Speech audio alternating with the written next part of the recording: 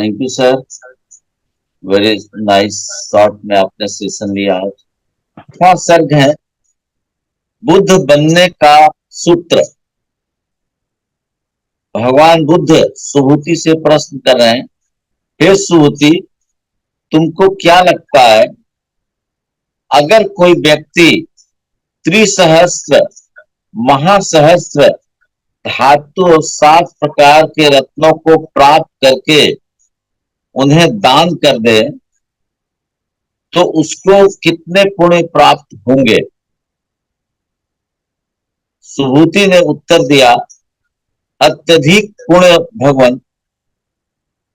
चूंकि पुण्यों की कोई प्रकृति नहीं होती, इसीलिए तथागत ने इनको केवल महान कहा है। भगवान बुद्ध ने कहा, लेकिन अगर कोई व्यक्ति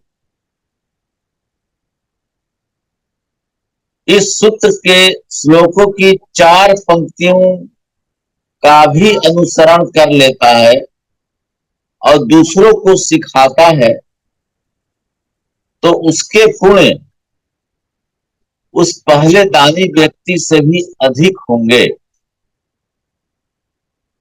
क्योंकि सुहूति सभी बुद्धों ने इन्हीं सूत्रों के अभ्यास से अनुत्तर सम्यक संबोधि की प्राप्ति की है।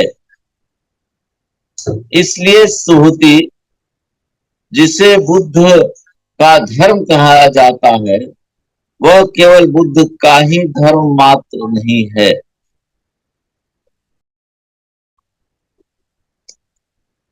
इस सर्ग में भगवान जो है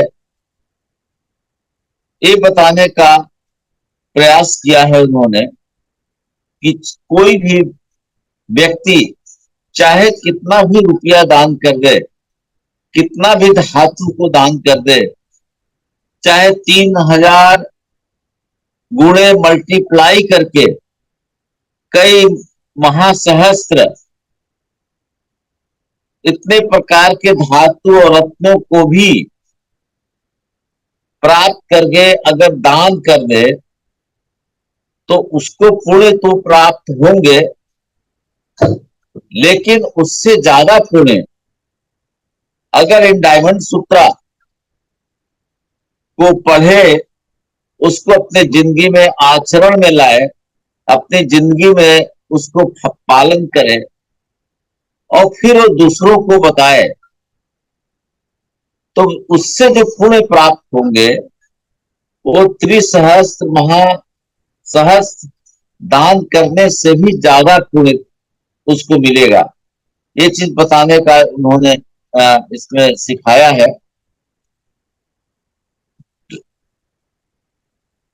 क्योंकि सुहूति सभी बुद्धों ने इन्हीं सूत्रों को अभ्यास करके अनुत्तर सम्यक संबोधि प्राप्त किया। ये चीज बताने का उन्होंने प्रयास किया है कि इसको प्राप्त करने के लिए ये जो मेथड है, ये जो शून्य मेथड है, जिसमें हम अपने मन को फोकस करते हैं और विचारों को नियंत्रित करते हैं, और जब ये चीज हम उस मार्ग पर चलते हैं तो धीरे धीरे हम उन गहराइयों में जाते हैं और ये चीज हमें खुद भी अनुभव होने लगता है। और इन्हीं इन्हीं पर चिन्हों पर चल करके सभी लोगों ने बुद्धत्व को प्राप्त किया है। बुद्ध एक ही बुद्ध नहीं है, समय समय पर बहुत बुद्ध हुए हैं और सब लोगों ने अनुत्तर सम्यक संबोधि को प्राप्त किया है इन्हीं रास्तों पर चल करके। तो अगर हम उसको, जैसे पंचशील का सिद्धांत है, 9 नोज का सिद्धांत है, इन चीजों को अपने लाइफ में पालन करते हैं और शून्य मेडिटेशन के द्वारा अपने मन को केंद्रित करते हैं, विचारों को नियंत्रित करते हैं, तो हम उस रास्ते पर आसानी से चलेंगे और धीरे धीरे हम उस लक्ष्य को प्राप्त करने की कोशिश करेंगे और हमें अनुभव होता जाएगा तो अगर हम इस चीज को पालन खुद करते हैं, अपने आचरण में लाते हैं, और आचरण में लाने के पश्चात हम दूसरों को बताते हैं, क्योंकि इन सब चीजों को पालन करने में आदमी में परिवर्तन होगा, और जब उसमें परिवर्तन होगा तो फिर वो परिवर्तन दूसरों को भी दिखाई देगा, और फिर दूसरे लोग भी उसको गहराई से समझने लगेंगे। तो अगर हम उसको, इसके बाद हम उसको किसी को भी बताते हैं, तो उसके पुण्य बाकी किसी भी तरह के दान से वो ज्यादा पुण्य के भागी होंगे। ये 8वें सर्ग में भगवान ने इसी इसी चीज को बताया है। और जिसे हम बुद्ध धर्म कहा जाता है, जिसको भगवान बुद्ध ने खुद बुद्ध धर्म नहीं कहा है, इसको हम लोगों ने बना दिया है या मान लिया है, वो धर्म मात्र नहीं है। तो कुल मिलाकर के ये जो डायमंड सूत्र है बहुमूल्य है, और इसको हम लोग 5वीं बार इसको चर्चा में ला रहे हैं, और इसी बात की चर्चा इस सत्र में 8वें सर्ग में इसको बताया गया। तो इस तरीके से जो मुझे समझ में आया, मैंने इसको चर्चा में किया है, और यह प्लेटफॉर्म खुल रहा है। आप सभी लोग ये स्क्रीन पर भी है, और ज्यादातर लोगों के पास मैंने रिक्वेस्ट किया था, और मेरे 9 लोगों के पास है कंपनी द्वारा ये डायमंड सूत्र ओरिजिनल हिंदी का पहुंच चुका है। तो मैं बारी बारी से सबको बुलाना चाहूंगा कि आइए और अपने विचार व्यक्त किए, क्योंकि अवनीश सर ने ये 4 बार हम लोगों को बताया है, और बहुत अच्छी तरह से बताया है। तो आप इस सब चर्चा में जरूर आइए और अपने मतों को व्यक्त कीजिए।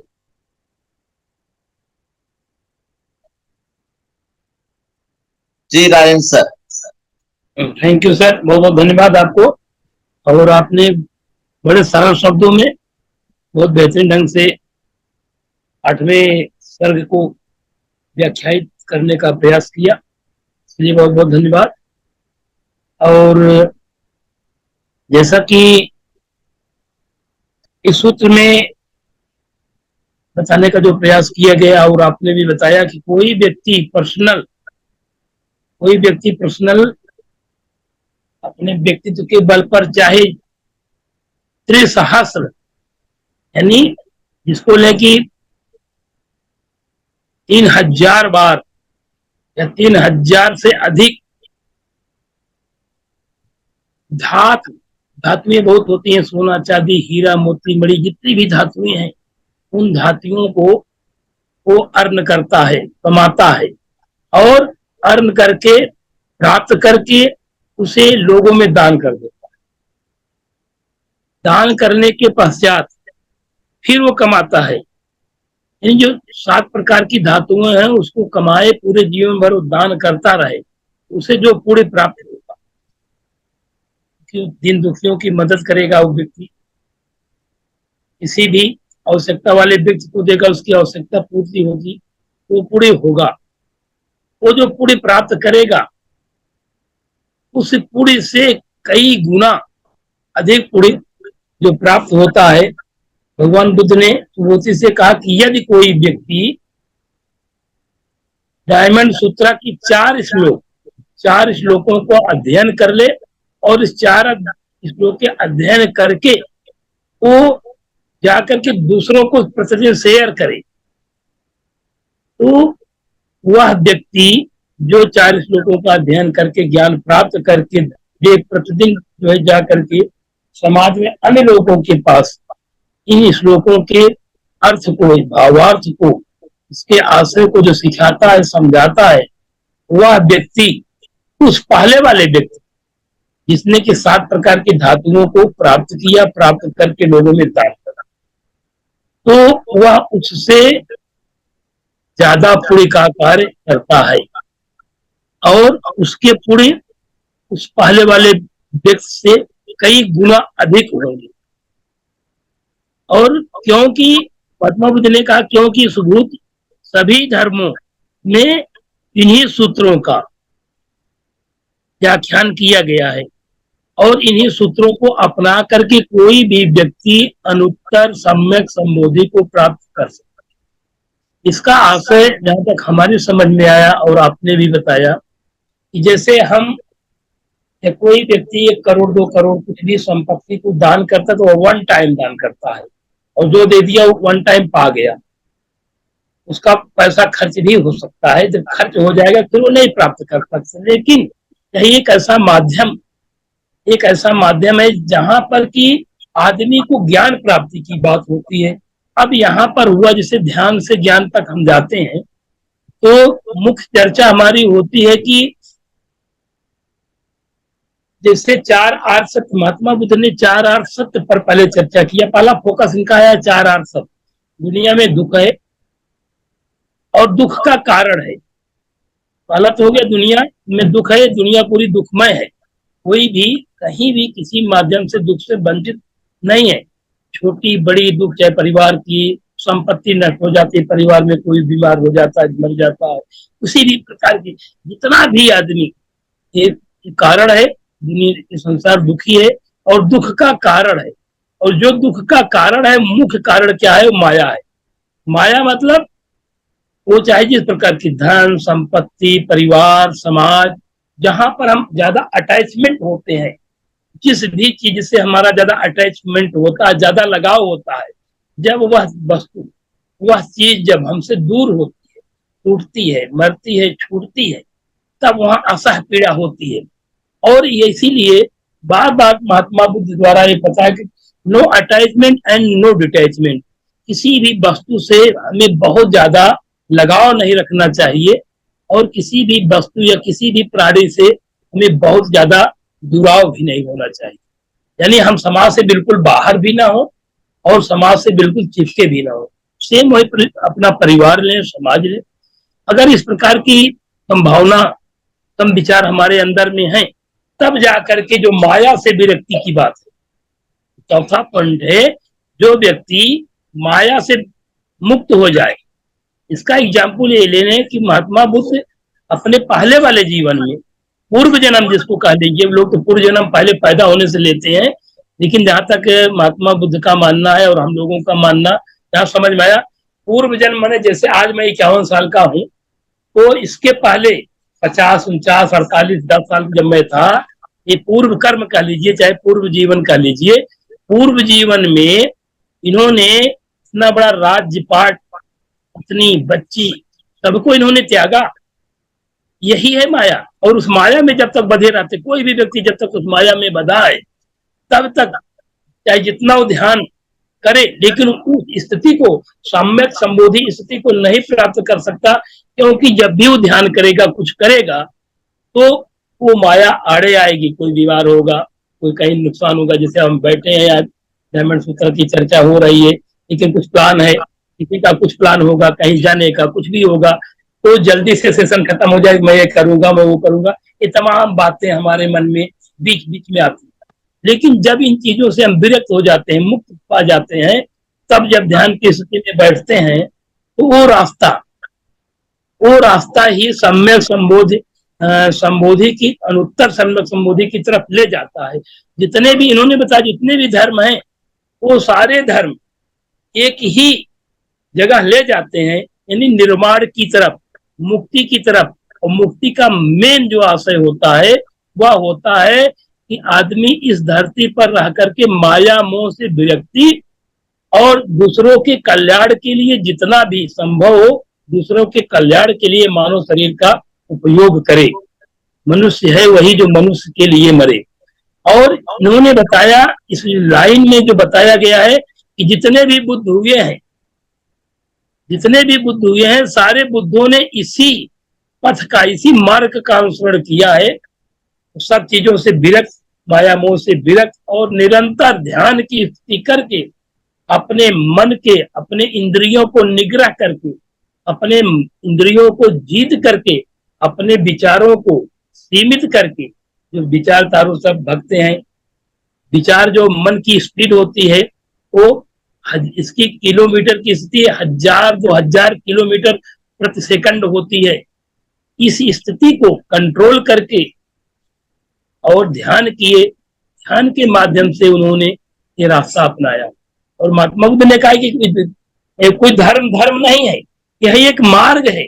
आज तो जैसे धर्म है तो संप्रदाय के नाम से जाने जाते हैं, हिंदू धर्म है, मुस्लिम धर्म, ईसाई धर्म है, सिख है, तमाम चीजें लोगों का जो धर्म है, पारसी है, एक धर्म का माध्यम बना दिया गया। लेकिन इन्होंने कहा बुद्ध धर्म धर्म कोई धर्म नहीं है, यह एक मार्ग है, यह एक मार्ग है। इस मार्ग पर जो व्यक्ति निरंतर चलता है और नो अटैचमेंट नो डिटैचमेंट के फार्मूलों को अपना करके और अपने को ध्यान में लाता है, प्रतिदिन ध्यान धारण करता है, अपने इंद्रियों को निग्रह करते हुए अपने मन को नियंत्रित करके जो लगातार ध्यान करता है, वही अनुत्तर सम्यक संबोधि को प्राप्त करता है।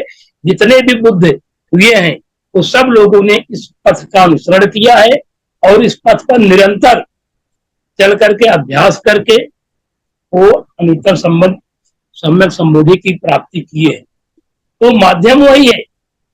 फॉर एग्जाम्पल, पानी समुद्र में जाता है, पानी समुद्र से उठता है, बादल के माध्यम से पूरी प्रकृति में बरसात होती है।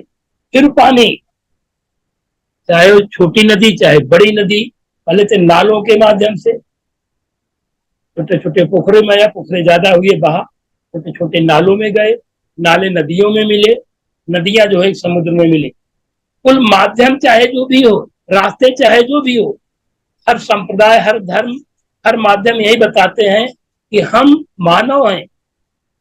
धरती पर बहुत सारे प्राणी हैं, असंख्य प्राणी हैं, लेकिन सभी प्राणियों में स्वविवेक, अपने विवेक से मंथन करके आगे बढ़ने और परहित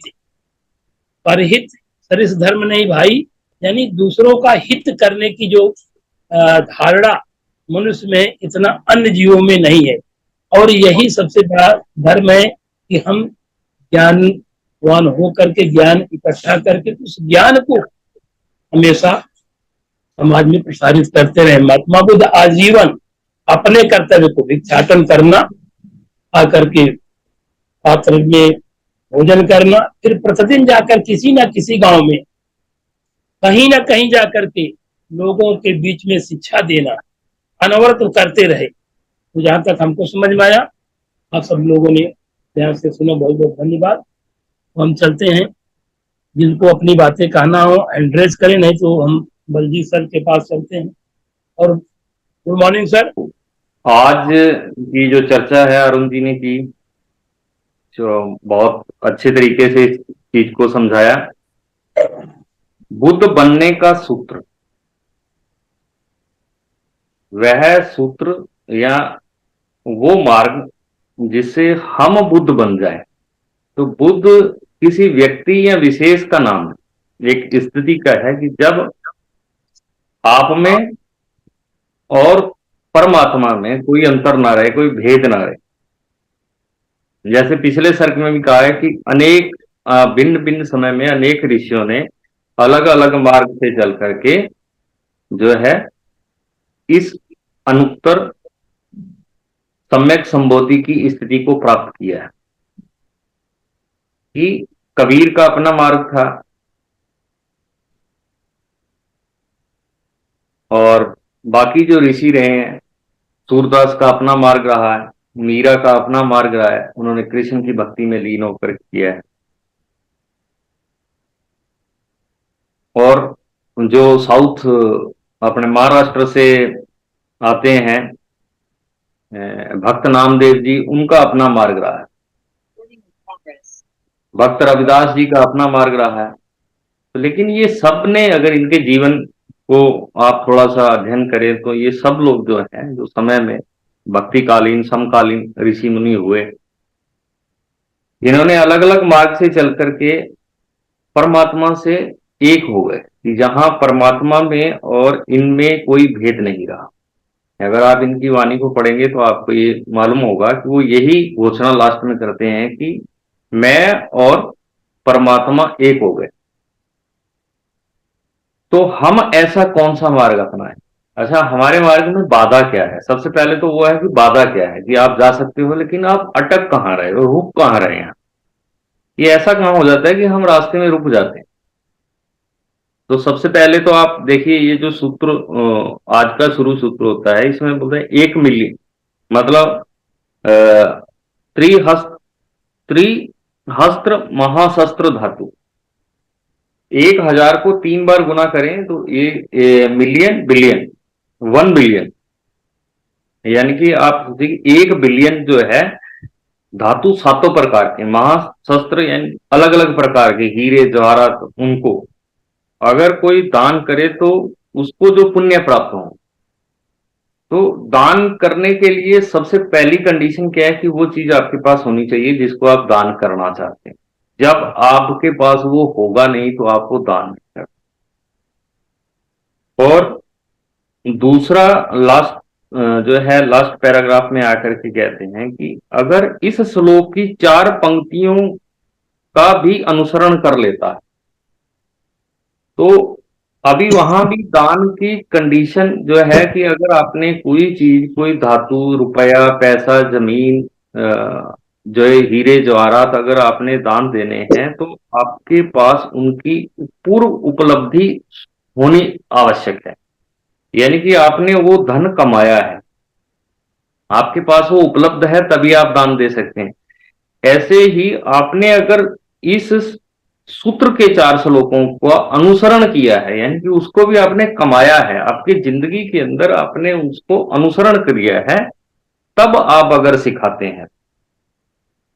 व्हाट्सएप मैसेज के जैसे नहीं है कि आया आगे फॉरवर्ड कर दिया, अच्छा लगा चलो आगे फॉरवर्ड कर दिया, अच्छी कोई बात पढ़ ली चलो दूसरे को बता दो। अपनी जिंदगी फिर वैसे ही चल रही है जैसे पहले चल रही थी, तो वहां लाभ नहीं हो। लाभ लेने के लिए पहले अपने जीवन को, क्योंकि जब तक हम नहीं सुधरेंगे, हमारे जीवन में उजाला नहीं होगा, हम दूसरे के जीवन में उजाला नहीं ला सकते। तो उसके पुण्य पहले वाले दानी व्यक्ति से बहुत अधिक। तो पहले वाला दानी क्या है, क्योंकि धन कमा लेना किसी के लिए भी संभव है। दुनिया के अंदर अगर आप देखेंगे तो भारत के अंदर भी अगर देखो आप, हिंदुस्तान में, तो यहां पे आपको धनवान व्यक्तियों की कोई कमी नहीं, लेकिन संतों का बहुत अभाव है। तो आज भी कभी कभी मैं दृष्टि डालता हूं जब जब, तो ये 140 करोड़ की देश के अंदर विडंबना ये लगती है कि इतने दुनिया के सभी प्रमुख धर्म यहाँ पर हैं, लेकिन सभी धर्मों के अंदर ऐसा कोई बहुत ज्यादा प्रभावशाली व्यक्ति, जिसकी जो सत्य के मार्ग पे चल करके प्रभावशाली हो, यानी कि मीडिया से प्रभावशाली बना हुआ नहीं, तो उसका आज अभाव ही। तो दानी तो बहुत मिल जाएंगे जिनके पास धन है, लेकिन महात्मा जिसने कमाई की है और फिर वो दुनिया के जीवन में उजाला ला रहा है, ऐसे व्यक्तियों को ढूंढना मुश्किल है। एक शहर के अंदर इंजीनियर हो सकते हैं, डॉक्टर मिल जाएंगे आपको, धनवान व्यक्ति मिल जाएंगे, अच्छे से अच्छा डॉक्टर मिल जाएगा, अच्छे से अच्छा इंजीनियर मिल जाएगा, अच्छे से अच्छा कलाकार मिल जाएगा, लेकिन अच्छे से अच्छा धर्मात्मा मिले ये जरूरी नहीं, संत मिल जाए ये जरूरी नहीं। तो अनुसरण करके आप, ये हम लोग सब लोगों की जो है सौभाग्य है कि ऐसा महान सूत्र जो है हमारे जीवन में डॉक्टर लिम, डॉक्टर राजेश सवेरा, अवनीश जी के माध्यम से जो है आज हम जो है इस चीज पे चर्चा कर रहे हैं, और हमारे जीवन में कुछ अंधकार जो है वो धीरे धीरे दूर हो रहा है। तो हम सबको इन महान विभूतियों का हमेशा ऋणी रहना चाहिए। तो अगर हम प्रैक्टिकली अपने जीवन में उसको लाते हैं और फिर उसको दूसरों को सिखाते हैं, क्योंकि जब हमने सीख लिया और हम आगे सिखाएंगे, तो सभी बुद्धों ने इन्हीं सूत्रों के अभ्यास से अनुत्तर सम्यक संबोधि की प्राप्ति की है। तो अगर आप डायमंड सूत्रा को देखेंगे तो डायमंड सूत्रा में कुछ चीजें मुख्य रूप से बार बार आती हैं। उसमें एक बार आता है कि आप की आसक्ति यानी कि नॉन अटैचमेंट, अनासक्ति हो जाइए, और दूसरा नॉन डिफरेंशिएशन, कि किसी के प्रति भी किसी प्रकार का भेदभाव, जाति, धर्म, रंग, रूप, लिंग, किसी प्रकार का भेदभाव से अगर आप मुक्त होते हैं, तो मुक्त भेदभाव का मतलब अच्छा और बुरे से भी है, क्योंकि आप इनसे मुक्त हो जाओगे। लेकिन एक सबसे जो सूक्ष्म चीज आती है भेदभाव की, वो आती है कि यार जैसे आप सोचोगे कि मुझे अमरूद अच्छा लगता है, मुझे आम अच्छा नहीं लगता। कोई बोलेगा मुझे आम अच्छा लगता है, अमरूद अच्छा नहीं लगता। तो ये अच्छा लगता है, ये खराब लगता है। यानी कि कोई चीज किसी अच्छी चीज के प्रति हम लालायित हो रहे हैं और बुरी चीज से बचना चाहते हैं। अपने जीवन में भी हम देखें तो हमारे को सिर्फ दो ही भय हैं। क्या? जो मैं पाना चाहता हूं, मैं कुछ पाना चाहता हूं कि मैं ये चीज पा लूं, लेकिन मन में डर है कि पाना तो चाहता हूं, लेकिन क्या ये मिलेगा या नहीं मिलेगा। तो जैसे ही ये डर आया, तो उस डर के आते ही, डर का जैसे ही बीज आपके मार्ग में मन में आएगा, तो आप क्या करेंगे कि अच्छा, ये मेरे मार्ग में ये बाधा कौन कौन उत्पन्न कर सकता है। तो हाँ, इस व्यक्ति की वजह से ये चीज मुझे नहीं मिल सकती, या ये व्यक्ति उस चीज में बाधा कर सकता है, तो आपके मन में द्वेष उत्पन्न हो जाएगा उसी व्यक्ति की। तो द्वेष, जैसे ही द्वेष उत्पन्न हो गया, तो बस विचार की श्रृंखला शुरू हो गई, अटैचमेंट। और जो चीज आपके पास है, आपके पास कोई सुख है और वो खो ना जाए, आपके पास आज धन है लेकिन धन कहीं चला ना जाए, तो इस चीज का भय।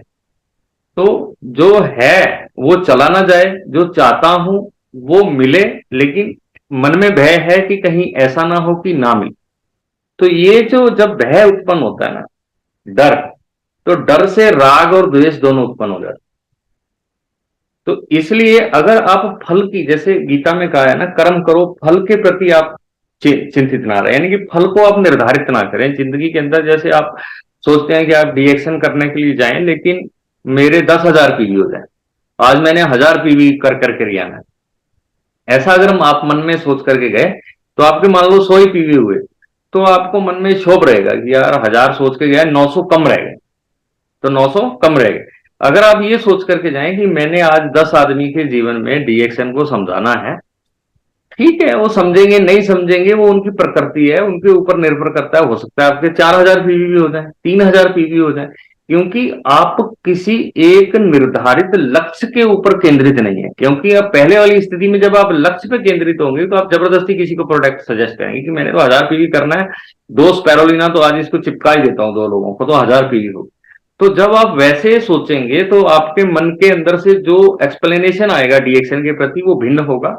और जब आप शांत भाव से सोचेंगे कि मैंने इस व्यक्ति के जीवन के अंदर जो कष्ट हैं उनको दूर करने के लिए डीएक्शन के प्रोडक्ट का ज्ञान इसको देना है, तो आपकी मनोस्थिति अलग होगी और आप बिल्कुल सहज भाव से उसको ज्ञान दे रहे हैं। तो दोनों स्थितियां ही अलग अलग हो सकती हैं। मैंने डीएक्शन का एग्जाम्पल इसलिए लिया क्योंकि आप में से ज्यादातर लोग जो है वो डीएक्शन से जुड़े ही होंगे और इस चीज को भली बात ही समझ सकते हैं। दोनों ही स्थितियों में आप अपने आप को एनालाइज भी कर चुके होंगे कि यार जब मैंने ऐसा सोच के चला था तो अच्छा रिजल्ट आया था, ऐसा सोच के चला तो अच्छा रिजल्ट नहीं आया। तो जब हम पहले से ही किसी एक लक्ष्य को प्राप्त करने के लिए, यानी कि लक्ष्य को निर्धारित कर लेते हैं, फल को निर्धारित कर लेते हैं कि मुझे इतना फल मिलना चाहिए, मैंने ये कर्म किए तो मुझे इतना फल मिलना चाहिए, मैंने 1 एकड़ गेहूं बोया है तो उसके अंदर 20 क्विंटल होना चाहिए। मान लो 19.5 क्विंटल हो गया, तो आपको मन में ये रहेगा अच्छा यार आधा क्विंटल कम हो गया। 19.5 क्विंटल मिल गया उसको भूल जाएंगे, आधा क्विंटल कम की चिंता मन में आ जाएगी। तो वहां पे क्या है, राग आ जाएगा, फिर विचार आ जाएंगे, फिर अटैचमेंट। तो अटैचमेंट ये चीज है कि जहां हम अपने कर्म को करते समय एक फल को निर्धारित मान लेते हैं, वो अटैचमेंट।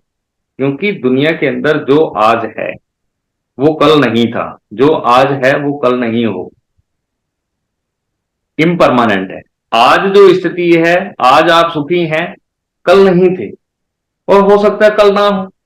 अगर आपने इस स्थिति को मान लिया कि जो भी मेरे जीवन में स्थिति है मुझे वो कबूल है, कि मैं अगर अच्छा हूं तो भी कबूल, अगर मेरे जिंदगी के अंदर कोई बुराई है वो भी कबूल, तो आपका मन जो है स्थिर आने लगेगा। तो जो ये विचार हैं, दो चीज के ऊपर जो फोकस है कि आपने ना तो भेदभाव करना है, तो भेदभाव परिस्थितियों से भी हो सकता है। ये अच्छी परिस्थिति के लिए, अच्छी परिस्थिति जो है जिसमें सब चीज हो, सब चीज उपलब्ध हो, वो मुझे अच्छी लगती है। और ऐसी परिस्थिति जिसमें वो चीजें उपलब्ध नहीं है, वो मुझे उससे उससे घृणा है। तो ये भी एक भेदभाव का प्रकार है। तो भेदभाव रहित होना और किसी चीज के साथ अपनी आसक्ति करना, क्योंकि आसक्ति आप जब करोगे तो ये जीवन के अंदर सब चीज ने, किसी न किसी चीज ने जो आज आपके हाथ में है वो चले जाए।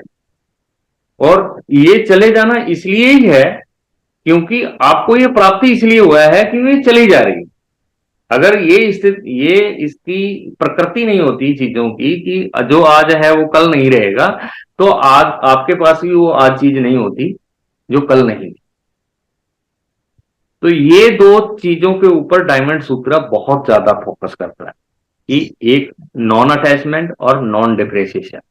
तो नॉन डिफरेंशिएशन के ऊपर जितना आप गहन चिंतन करेंगे और उतना ही डायमंड सूत्र आपको अच्छे तरीके से समझ में आता चला जाएगा, उतना ही समझ में आता चला जाएगा। क्योंकि जैसे यहां पे भी पिछले सर्ग 7 में क्या कहा है कि ऐसी कोई सबूती ने उत्तर दिया कि मेरी समझ में अनुत्तर के अनुसार अनुत्तर सम्यक संबोधि नाम की कोई निश्चित स्थिति या उपलब्धि नहीं।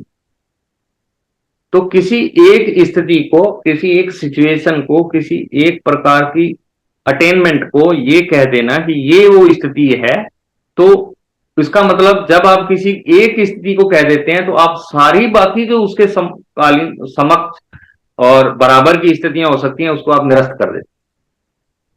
तो देखिए भगवान बुद्ध ने आपके लिए कितने अच्छा मार्ग खोला है कि उन्होंने आपको एक निश्चित नहीं किया कि आप ऐसे ही करिए, आप इस तरीके से करिए, आप इस तरीके से करिए। डॉक्टर लिम ने भी जब शून्य समझाया तो बोला अच्छा रिवर्स काउंटिंग नहीं होती, काउंटिंग नहीं आती, उंगलियों से कर लो, नहीं आता तो ये तरीका अपना लो, ये माला पकड़ करके घुमा करके भी आप उसकी काउंटिंग कर सकते हैं। 99 टू 100 जीरो नहीं होता है तो आप 9 टू 0 ही करते रहिए।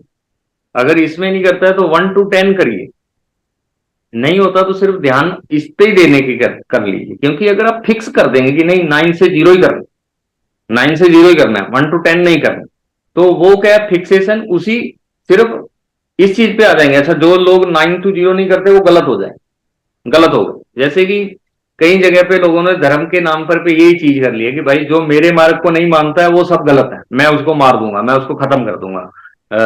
जो मेरे मार्ग पे नहीं चलता है वो सब लोग जो है बेकार है, उनका दुनिया में रहना ही बेकार है। तो इससे बहुत बड़ा दुनिया के अंदर हास हुआ है, बहुत ज्यादा नुकसान हुआ है।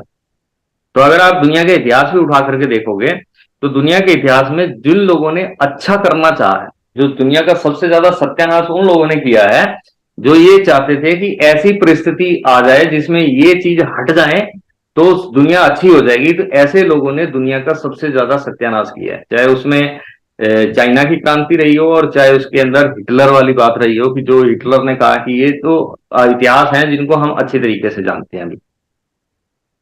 तो जहां तक मैं समझ सकता हूं कि आप आज के ये जो सर्ग 8 था उसको भली भांति से समझ गए होंगे।